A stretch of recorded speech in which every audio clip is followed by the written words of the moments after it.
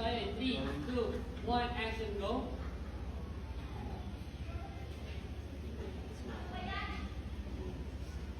Three, two, one, spy. Ano spy? Wawalis nga lang kami dito eh.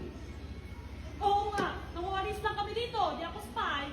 Mas lalo naman ako, kompleto yung papeles ko. May birth certificate ako, may NBI ako, alam mo kung ano pa, higit sa lahat, meron pa akong passport. Baka ikaw ang spy. Ako? Hindi nga, mababenta na akong tissue dito sa Pinas, etsu, marit mata, marit kita. Innocented ako.